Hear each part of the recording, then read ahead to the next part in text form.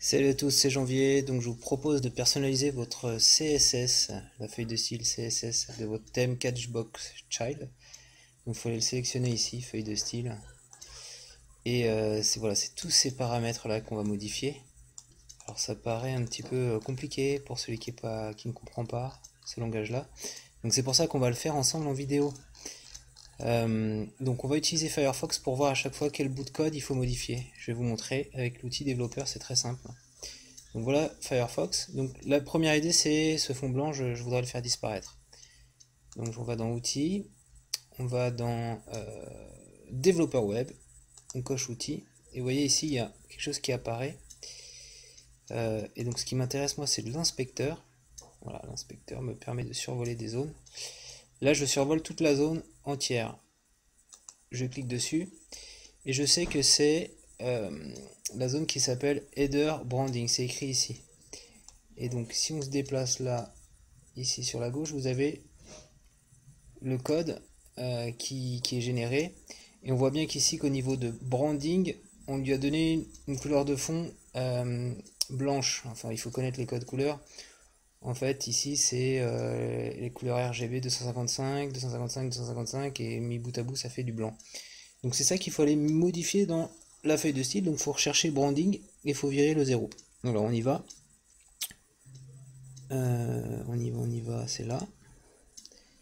Voilà, en bas, ça tombe bien, on y tombe. Branding. On va chercher branding.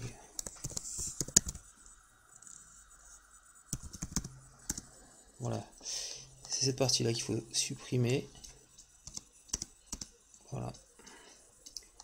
Et je peux mettre à jour le fichier. Donc normalement, on n'aura plus de zone blanche là. Donc ça pris en compte, voilà. Je recharge maintenant. Ça, je peux le refermer. Il est repassé à une autre couleur de fond. Donc on va virer ça. En fait, il faut aller là-haut. Je viens de me rendre compte. Donc body ici il fait appel à un background blanc aussi. Donc c'est une autre façon de l'appeler, FFF. Ok, donc là il y a encore un truc qu'il faut virer. Ici. Je sais pas pourquoi il m'a mis ça, background. On va le virer là. On va le virer là aussi.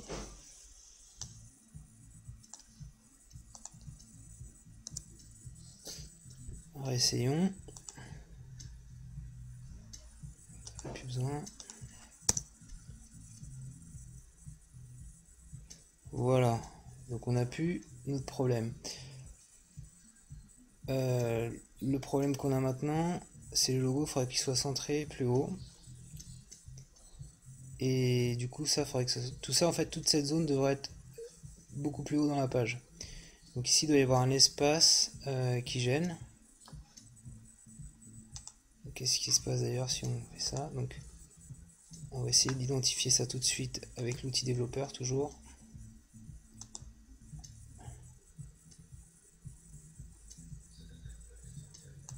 Donc là, voilà.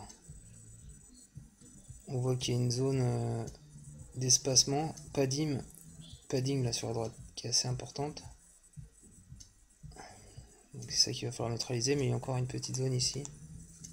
Alors si je fais... Voilà. Visiblement, il y a encore une petite zone là. Alors on va aller voir directement la feuille de style. Ok, donc en fait, je suis dans la feuille de style, hein, c'est ça. Il y a encore des choses qui prennent de l'espace. C'est ici. En fait, en gros, on est en train de dire qu'il faut avoir un espace de 2 en bas. Alors au niveau de la marge, donc ici ça veut dire en fait en gros qu'il n'y a pas de marge du haut, elle est à 0, et que c'est centré sur les côtés. Il y a la même marge à gauche et à droite. Donc ça on va laisser pour avoir notre page centrée. Donc là ça indique qu'il faut qu'il y ait un espace de 2. Je pense que ça on va le supprimer. Et on va enregistrer ça. Regardez ce qui se passe. Alors on retourne à notre design, on va actualiser pour voir ce qui se passe. Alors le logo est un peu monté, mais c'est pas parfait. Il faudrait qu'il soit beaucoup plus haut que ça, donc on va encore ajuster les choses. On va essayer de le faire en live avec l'outil développeur. Outil, je vais sur mon logo, avec ce petit symbole, voilà, j'ai sélectionné. Il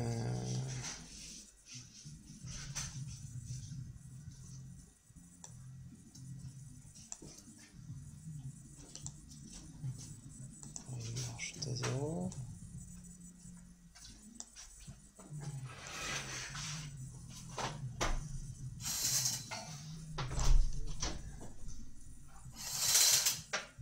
Alors c'est là. Non, j'arrive pas à voir la zone qui m'intéresse. C'est cette zone là. Padding bottom à 10, ça me paraît un peu élevé. Alors, pardon pour les hésitations, donc on va mettre ça à 1 EM au lieu de 2,5. Ça devrait régler le problème, je pense. C'est vraiment du tâtonnement. On met à jour.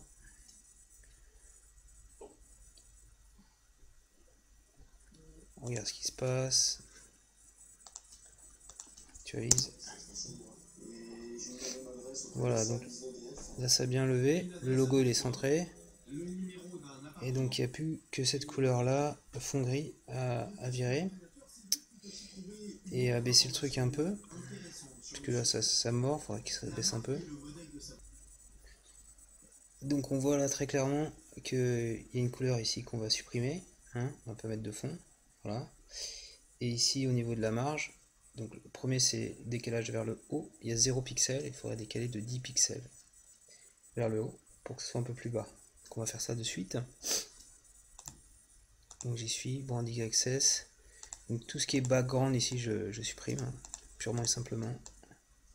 Je cherche même pas à comprendre ce que c'est les couleurs grises. Au niveau de margin ici, je vais mettre 10 pixels au lieu de 0. Normalement ça devrait être bon. Voilà. Et si on veut, ouais, on va mettre à jour.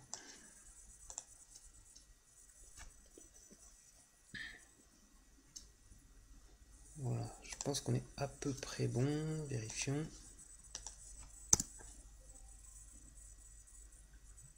Voilà, alors si encore un petit truc à perfectionner ici, c'est le petit trait. Et puis on pourrait mettre une police de caractère d'imprimerie uppercase. Donc on va modifier ça. Donc on est toujours, c'est le menu hein, en fait. Branding menu. Donc on va rajouter, ici c'est la police qui est gérée. Une instruction pour mettre en lettres majuscules. Texte transform uppercase. Et là, c'est la petite bordure là qu'on voit sur le côté d'un pixel de couleur gris qu'on va supprimer. On met à jour.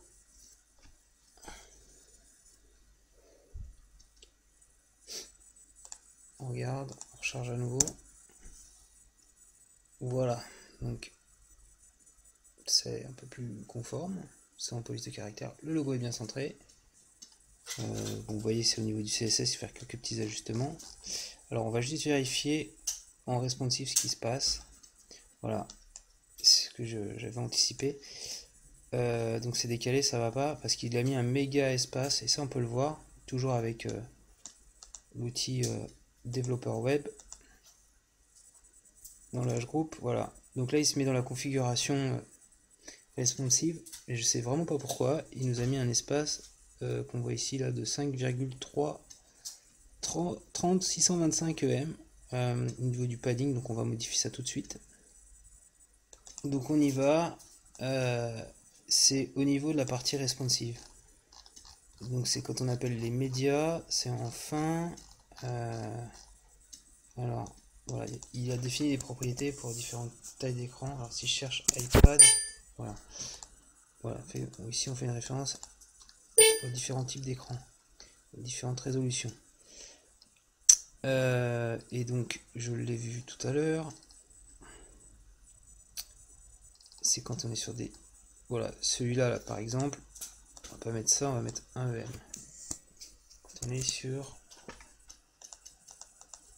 des résolutions de mobile. Je crois que c'est bon. Enregistrons, on va vérifier.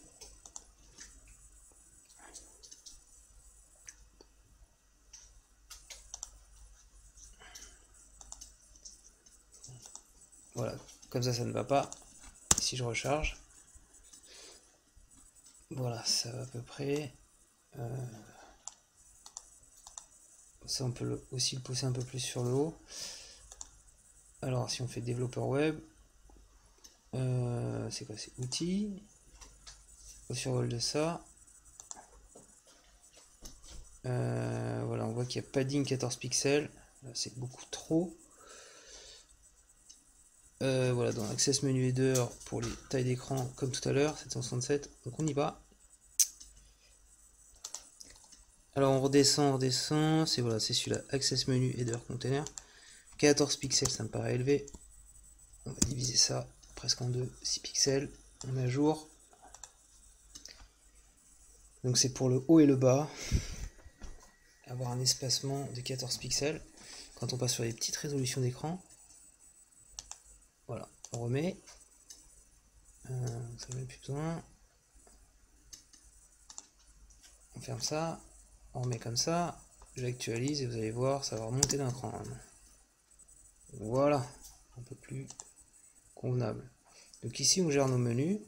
Et vous voyez, on a bien le truc responsive. Avec la navigation. Tout ça est sur une colonne. Donc sur un mobile, c'est nickel. J'ai mon beau logo qui est centré quand je suis en mode mobile et qui est ferré à gauche quand je suis en mode grand écran. Donc tout ça est géré grâce au thème Catchbox qu'on a personnalisé. Voilà,